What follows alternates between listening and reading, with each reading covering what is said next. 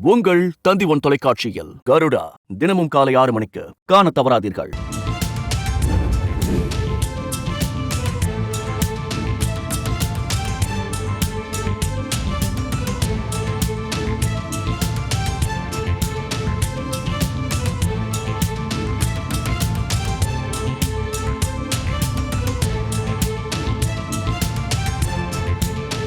விஜய் வந்து பேசியிருக்காரு.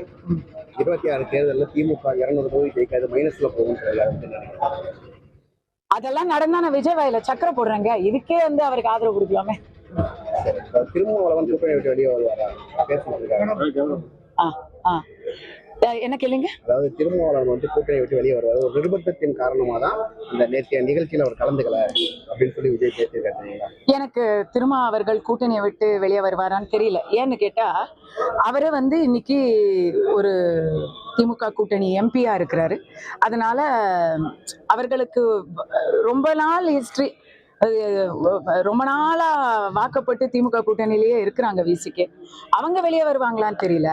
ஆனா ஆதவ அர்ஜுனா இருக்கணும், இல்லைன்னா திருமா இருக்கணும். விசிகேல 2 பேரும் இருக்க மாட்டாங்கிறது மட்டும் நல்லா தெரியுது. சரி, இப்ப உதயநிதி வந்து தரக்குறைவா விமர்சனம் பண்ணியிருக்காரு. ஆதவ அர்ஜுனாவையே அநாகரிக வார்த்தையில பேசியிருக்காரு. என்னன்னு எதுங்க?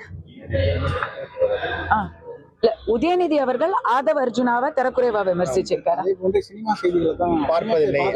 அது விஜய பத்தி சொல்லியிருக்காரு. ஆமா, அவர் சினிமா செய்திகளை பாக்குறது இல்லைன்னு அவர் தன்னுடைய ரெட் ஜெயண்ட்டை பத்தி சொல்றாரோ அப்படின்னு நான்லாம் நினைச்சிட்டேன். உதயநிதி அவர்களுக்கு தரைக்குறைவா பேசுறதுங்கிறது ஒன்றும் புதுசு இல்லையே. அவர் இன்னைக்கு விஜய் சொல்லியிருக்காரு, ஆதவ அர்ஜுனாவை சொல்லியிருக்காரு. அதுக்கு முன்னாடி சனாதனத்தை சொன்னாரு, அதுக்கு முன்னாடி ரஜினியை சொன்னாரு. அவர் அடிக்கடி சொல்றது தானே, ரிப்பீட் ஆஃபெண்டர் அவர். விஜய் அவர்கள் வந்து தற்போது இந்த அரசியல் எதிரியா திமுக சொல்லி இப்போ அவருக்கு போயிட்டு இருக்க பாதை சரியா இருக்கு அப்படின்ற மாதிரி அவருக்கு எடுத்துக்க முயற்சி. ஆக்சுவலி அது பெரிய ஜாக்பாட். ஏன்னா திமுகவுக்கு ஆப்போசிஷன் தமிழ்நாட்டுல உதயசூரியனுக்கு எதிர் இரட்டை இலை தான் அப்படிங்கிறது தான் என்னைக்குமே. 60 ஆண்டு காலமா இரட்டை இலை உதயசூரியன் அப்படிங்கிறது தான் இருந்துச்சு. அதுல இன்னும் சின்னமே வாங்கல. என்ன சின்னம் எதிராக வரப்போதும் கூட தெரியல. விஜயை முன்னிறுத்தி திமுக வந்து அதிமுகவுடைய வீச்சையும் அவர்களுடைய உண்மையான முகத்தையும் மறைக்கிறாங்க. இது ஒரு வியாபார தந்திரம். அதே போன்று அமைச்சர்கள் வந்து விஜய் வந்து தற்கொலைன்னு சொல்லி இந்த வார்த்தையை பயன்படுத்தி சேகர் பாபு குறிப்பா சொல்லியிருக்காரு வந்து அமைச்சர் சேகர் பாபு தற்கொலை அப்படின்னு சொல்லி அவர் பேச்சுக்கெல்லாம் இது கிடையாது. ஐயா, சேகர் பாபு அவர்களுடைய குட் புக்ஸ்ல கஸ்தூரி ஏற்கனவே இல்லை. என்னுடைய வரலாறு, சமீப கால வரலாறை பார்த்தீங்கன்னா அது உங்களுக்கு புரியும். அதனால அவரை பத்தின கேள்விக்கு நான் வந்து கடந்து போறேன், பதில் சொல்றேன். 2026 தேர்தலில் எப்படி இருக்கும்னு நினைக்கிறேன்?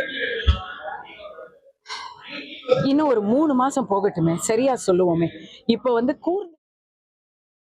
திமுக கூட்டணி கணக்கு மைனஸ் ஆகும் என்று விஜய் பேசியது நடந்தால் அவரது வாயில் சர்க்கரை போடுவேன் என்ற ஒரு கருத்தை பதிவு செய்திருக்கிறார் நடிகை கஸ்தூரி. அது மட்டுமின்றி பல்வேறு விமர்சனங்களையும் அவர் முன்வைத்து பேசிய காட்சிகளை நாம் பார்த்தோம்.